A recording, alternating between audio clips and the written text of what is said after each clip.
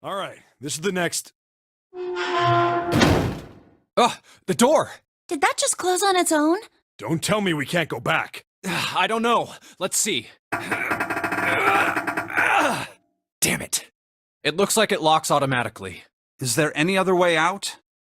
Well, there's another door over on the right. There's a card reader next to it. It's got a red light on it, though, so I'm pretty sure it's locked, too. But there is a card reader, right? Yeah. Then perhaps if we find a key card, we could open the door and leave?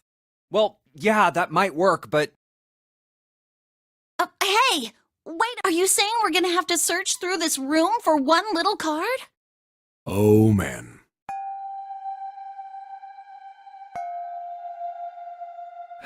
Looks that way. No way! For real? Well, we can sit down and wait to die, if that's what you prefer. I rather doubt that, however, so it would be wise to start looking. We haven't much time. Let's find that key card. Oh, and the Neptune key as well. We won't be able to get through the hallway without it. All right then, let's begin.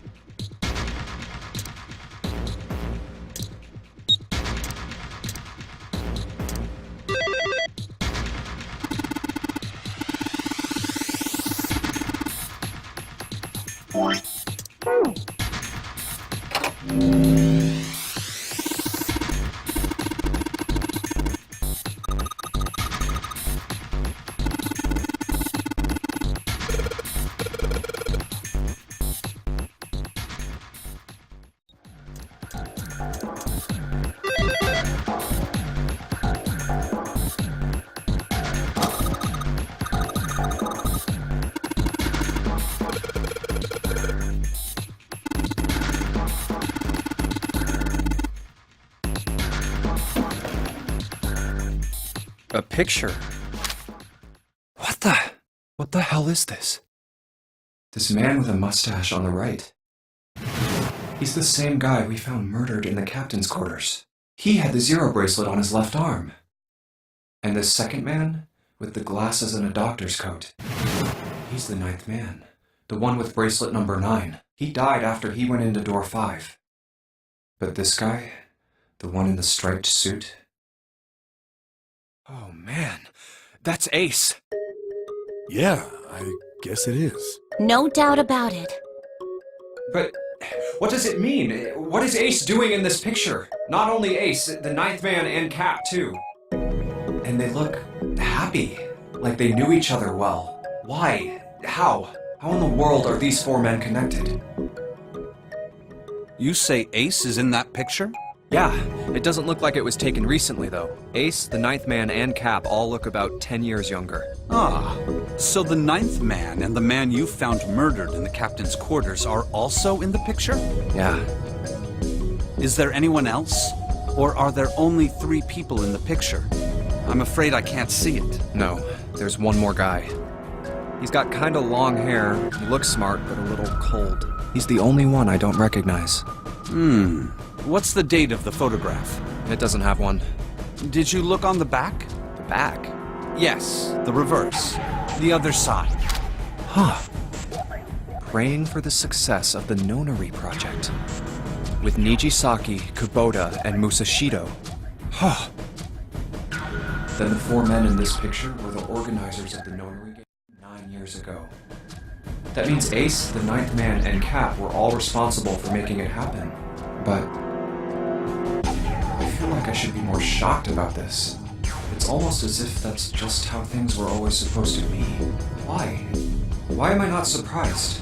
Ace was the one in charge of the Nonary project. But why? Why am I so calm? It's like I already knew. Ah, of course. I understand now. Ace was the CEO of Cradle Pharmaceuticals. He was the one who invented the game 9 years ago. He was Gentaro Hongo. Ace is Hongo? I had my suspicions from the beginning. Their voices were similar. Too similar to be a coincidence. I could never forget his voice. It was the voice of the devil. Couldn't be sure though. After all, I had no way to check. I certainly couldn't ask him. Even if I had known, however, I would never have told you. Zero made it quite clear what would have happened if I did. Oh my gosh, I had no idea. Huh? I didn't know that Ace was Hongo. Oh, yes. I suppose you wouldn't have. 9 years ago, you were in Building Q in Nevada. But Hongo was in the Gigantic with us. I know. That's why I didn't know what Hongo looked like. But why? Why didn't you tell me? I mean, I'm your sister, right? You could have told me. I'm sorry. I apologize for keeping this from you. But if I'd told you, Clover, I would have told everyone else. And if you did, then I would have been forced to tell them about what happened 9 years ago. I had to prevent that. Hey, Junpei. You think I could borrow that picture for a sec? Sure. Hongo, Kubota, Nijisaki, Musashido. Hongo, Kubota, Nijisaki, Musashido. Hongo, Kubota, Nijisaki, Musashido. Hey, Seven, do you... Shut it! Just be quiet. I'm this close to remembering. This close. Hongo, Kubota, Nijisaki, Musashido. Cradle Pharmaceuticals. Nonary Project. Shit. What? What's wrong? Holy shit, this is nuts. What's nuts? I remember Remember what? everything. Everything? Yeah, I remember all of it. My memory's back. I remember what happened before I got snatched. What?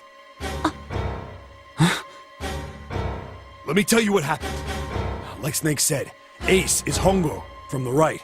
The other 3 are Musashido, Nijisaki, and Kubota. Musashido was the man with the cash. Nijisaki was Hongo's right-hand man. And Kubota developed the actual technical details of the experiments. How do you know all this? Come on, man, I told you, I finally got my memory back. No, that's not what I mean. I'm trying to ask you why you knew all this stuff in the first place, before you forgot it. You really want to know? Of course. Me too. This is gonna take a while. Hell, it'll probably take me a good 3 days to tell you everything. Well, we don't have 3 days. Just give us the short version, alright? Short version, huh? Alright, fine. I'll give it a shot. No. I'm a detective. It's a little awkward to say this about myself, but you could probably consider me a lone wolf type. I hold to my own code, as I think doing what's right is more important than doing what you're told. That's why I followed my gut that night. A slim lead brought me to the wharf. It was 9 years ago. The wharf had been cold as fuck, and I could barely see squat. I was investigating a mess of kidnappings, all of them children. It all had one thing in common. A history of visits to one particular hospital. A hospital under the management of Cradle Pharmaceuticals. My investigation had turned up evidence that Cradle had been involved in the kidnappings. After a little sweet talking, I managed to finally get a real lead from someone inside Cradle. My source told me this. Tonight, a ship is set to take the children to a large passenger liner docked offshore. So I headed to the wharf. In the shadows, I searched the harbor until I found the ship I was talking about. There was a bunch of movement there. Men in black suits, many of them were carrying large bags. Bags. There was something about the way they moved as they were carried. No doubt about it. There were human beings in those bags. I moved before I realized it. I came out of hiding with my gun already in my hand. Don't move. I felt metal touch the back of my head. Drop the gun. I could kill you right now. It'd be easy to get away with it, too. Just tie an anchor to your feet. No one would find you for a week. That what you want? The fish here would love a meal. I kept digging the cold metal thing into my skull. There was nothing I could do. I did what he said and laid my gun on the ground. Then suddenly, there was a sharp pain in my neck. No, a drug? That was my last thought. My face hit cold concrete. I was out like a light after that. I woke up on a hard floor. Damn it! Shit, my head hurts. I did a quick once-over of the room. Where am I?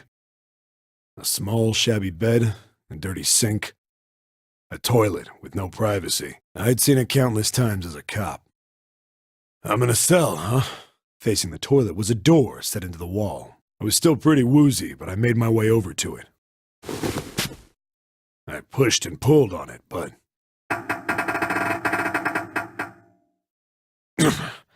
it won't open. Not like I expected much else. Would be dumb enough to put me in a cell and leave it unlocked. Threw myself against the door a few times, but it wouldn't budge. I knew it. I gave up and made my way back to the bed, and sat down. I sat there for a very, very long time. Who knows how long. Then, I heard a faint voice. The voice was far away. I couldn't understand what it was saying, but I could hear one. It was pretty high, probably a little kid. Huh? No, it was several. I hear 5, or 6, maybe more. Where? Where are they coming from? I pressed my ear to the wall and tried to listen through it. No, that's not it. Left. It's coming from under the bed? I hauled on the metal frame and flipped the thing over. And there it was. The bed had hidden an air vent under it. The hole in the wall was covered by a metal grate. I dropped flat on the floor and peered through the grate. I couldn't see shit, but I knew it in my gut. This was where those voices were coming from. Hold on. Why are there kids here? And then what my inside man told me popped into my head. Tonight, a ship is set to take the children to a large passenger liner docked offshore. Whoa. Am I on that ship? It didn't matter. All I knew was I had to get to those kids. I checked out the metal grate. Could I fit? I stuck my fingers in and grabbed it. And then...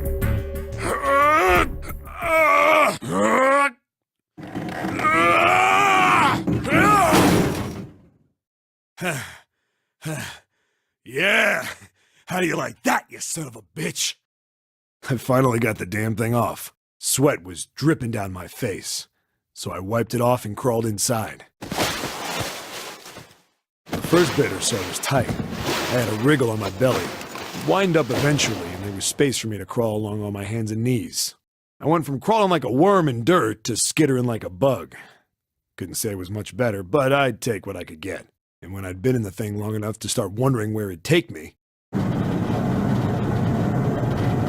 massive sound nearly scared the piss out of me. It was like a heavy metal door had just been slammed shut. Then there was a voice.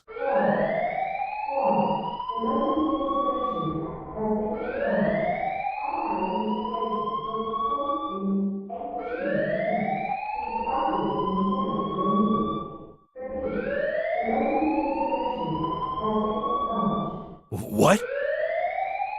I wasn't sure what it meant, but anything with incinerator is bad news. Then, almost as if that was a cue, I heard a mess of young-sounding voices. A bunch of them were straight up screaming in terror, and all the sounds together made a howl that made the hair on my neck stand straight up. Damn it! What the hell is going on here? I scrambled through the duct as fast as I could. I made a giant racket, but I didn't care at that point. I soon found a metal door on the left side of the duct. The kids were screaming on the other side. I found it. I yanked the handle and threw the door open. I almost ripped the metal off its hinges. What the hell is this place? I couldn't believe what I saw. The room had a dome up top. There had to be about 9 walls, all the same size. Up in the ceiling was an upside-down funnel, almost like a chimney. I looked down. There they were. The kids I'd been searching for. They all gawked up at me, suddenly silent. For the moment, from surprise and fear. Scared of the room or me, I couldn't tell. Probably both, actually. Not like I can blame them running into a room like this when they're already scared shitless. I snorted at my own dig at myself and turned to the kids. Don't worry, kids, I'm not your enemy. I'm one of the good guys. All of them stood there, frozen. Well, except one. He was a boy, slightly older than the others, in a private school uniform. Who the hell are you? He stepped forward and glared at me suspiciously. I'm a detective. I'm here to rescue you. It looked like they relaxed some the second I got the words out. How are you gonna help us? Where's the exit? There isn't one. The doors we came in through won't open, and the door over there... He kinda cut himself off. I think he was considering something before he changed his mind. Anyway, there's no point. We can't all get out of here. If we don't get out of here, we're gonna be burned to death. Burned to death? Can't you hear it? That voice said the incinerator's gonna start up soon. So...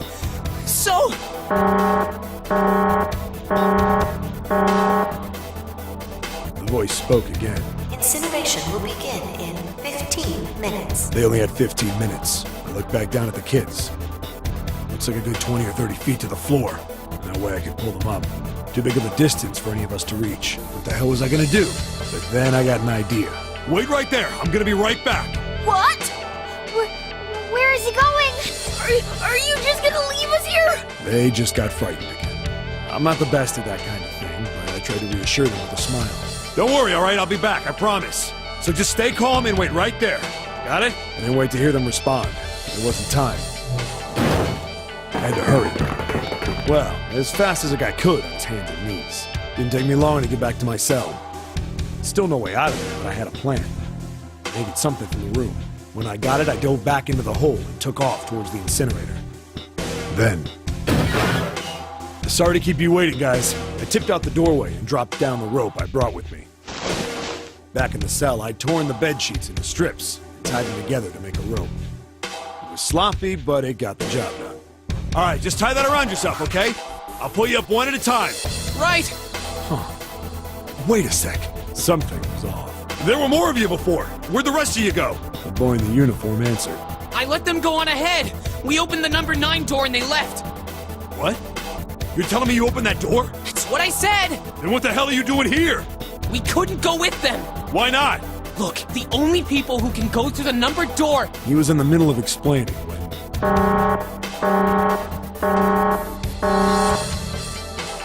Incineration will begin in 5 minutes. The wall shook a bit from the voice bouncing around. Look, that can wait, all right? Just get us out of here! Right! I grabbed onto the rope. First one I pulled up was a girl with a ponytail. Next was a girl with a red necktie. A boy in a jacket came after. He said he'd climb up on his own. boy in the uniform with the last up. Like the other kid, he climbed up the rope himself. He looked pretty scrawny, but I guess he was stronger than he looked. He moved fast, but when he was almost to me, we heard some knocking. Everyone looked at the door. It had a thick, square window set into it. On the other side, an angry face was staring in. God damn it! What's going on here? Why is the room empty? Where the hell are those fucking kids?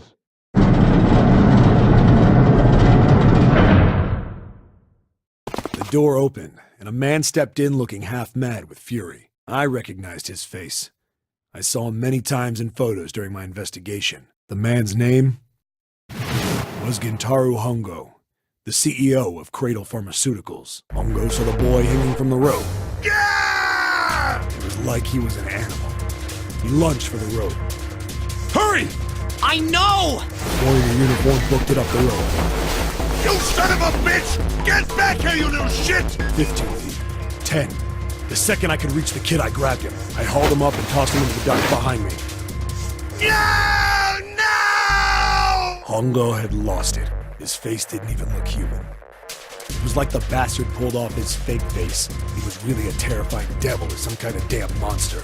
I quickly reeled in the rope, leaving a furious Hongo yelling at me from the floor. You fucking bastard!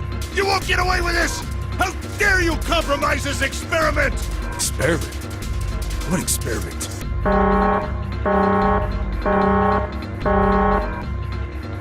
Incineration will begin in 1 minute. Hey, old man! What the hell are you doing? Hurry up! The boy in the uniform was trying to get my attention. I may have thrown a salute in the raging asshole's face before I closed the door behind me. We went to going back to the cell, so we went down the other direction instead. After about 30 feet, we came across another duct on the left. This one was heading down. Everybody nodded and took turns sliding down it. The duct emptied us out into a narrow hallway. There was a door on either side.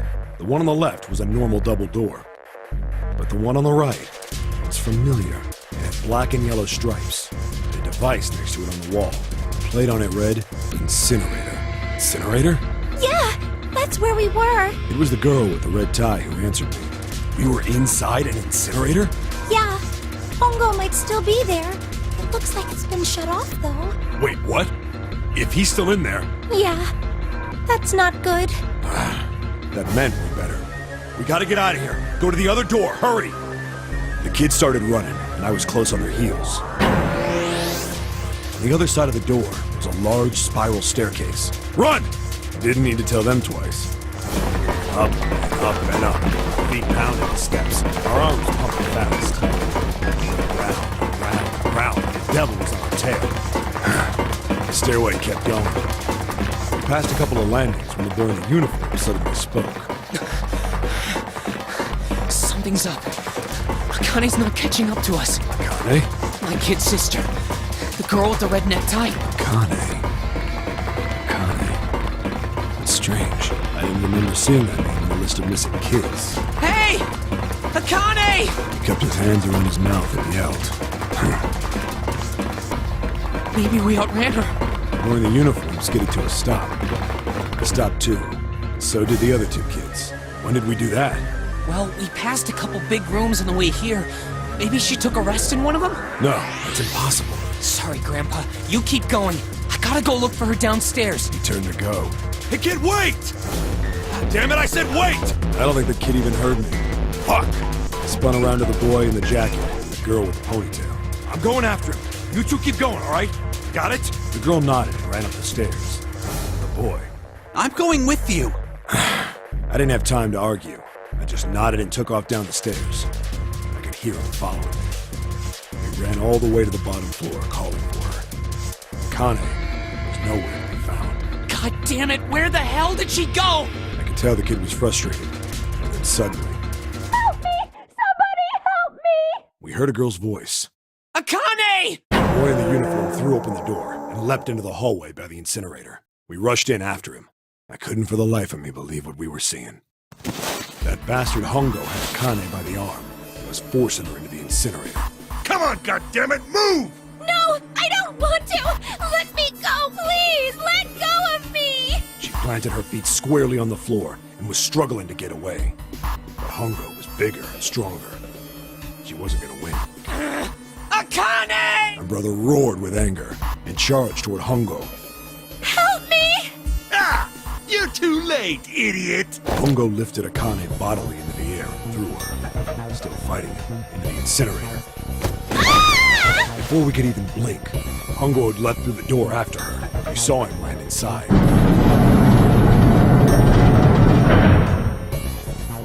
And then, the door slammed shut. We ran to the door. We did everything we could think of to get the thing open. But Fuck! It's no use! The goddamn thing won't move an inch! he started slamming his fists against the door. He was close to shattering his knuckles with how hard he pounded on it. Akane! Akane! Are you okay? You came back! Her voice was muffled, but all of us could hear the sheer terror in it. What should I do? I think I'm trapped in here! Where's Hongo? He went out the other door! What? Warning. Emergency incineration command has been acknowledged. Automatic incineration will take place in 18 minutes. Please evacuate the incinerator immediately. Repeat. Emergency incineration command has been acknowledged. Are you fucking kidding me? It's the same damn thing! Are you there? Yeah, we're here. Just hang on, alright? We're gonna figure out a way to save you. His words would have seemed like a sick joke to her if she'd been able to see how white and bloodless his face was right then.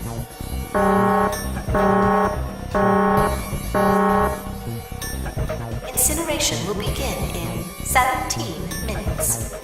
Please help me! I'm really scared! I don't want to die! It's gonna be alright. I'll figure something out. I promise. I promise, okay?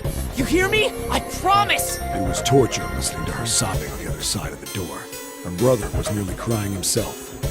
He could only stand there, fists clenched so tight his knuckles were white.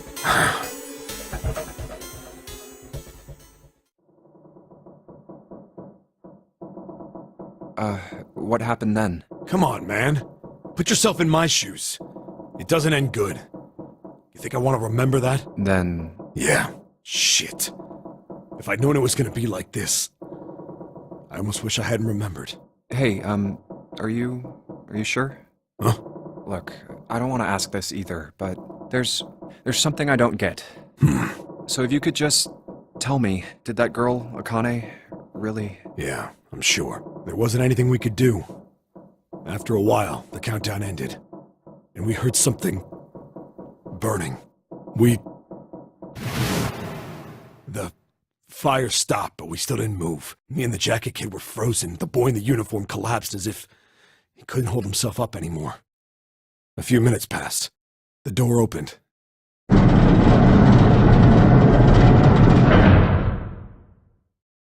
The boy in the uniform tripped over his own feet running in. We followed, too numb to speak. The air in the incinerator was hot. Every breath made my lungs feel like they were on fire. It was like standing on hot asphalt. The air was wavering, and in the middle of the room, there it lay. The kid's legs were shaking so bad, I don't know how he managed to walk. I couldn't see his face, but his body somehow looked empty. Finally, he reached it. He fell to his knees as his legs gave out on him. And then...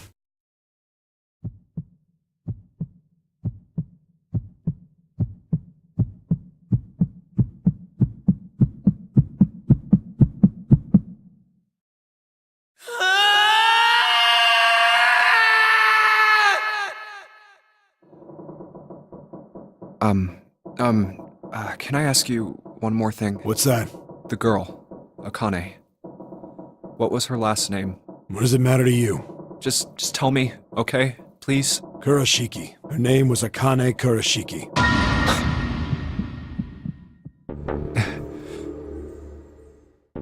You were there that day, weren't you?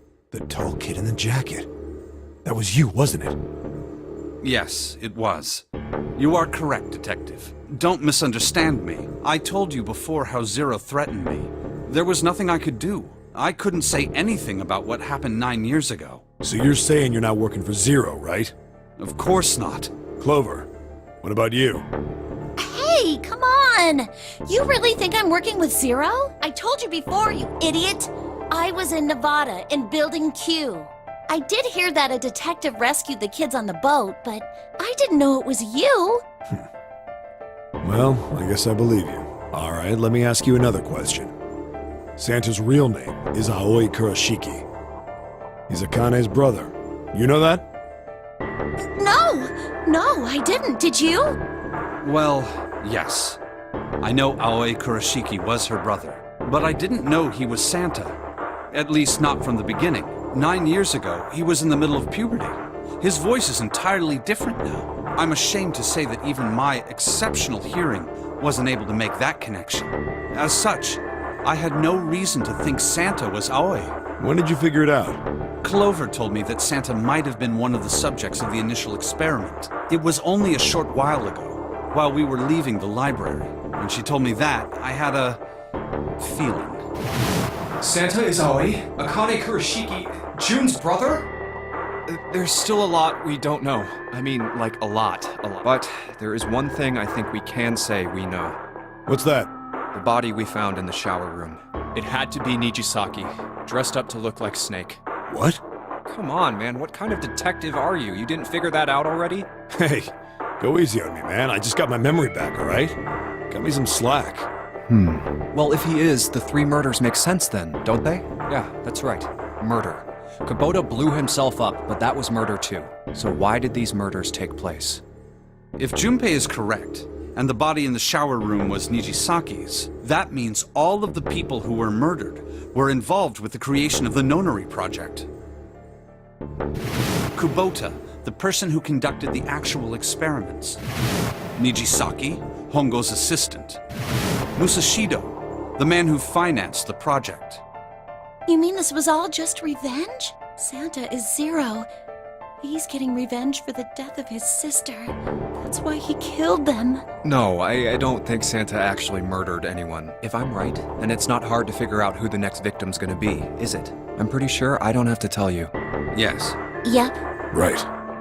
The next target will be Gentaro Hongo. the person who planned the Nonary project. In other words, Ace. What? What the hell's going on here? It must be 6 a.m. Our time is up. Shit! Come on, we need to get out of here. How? I'm betting this sucker opens the exit. Come on, let's go.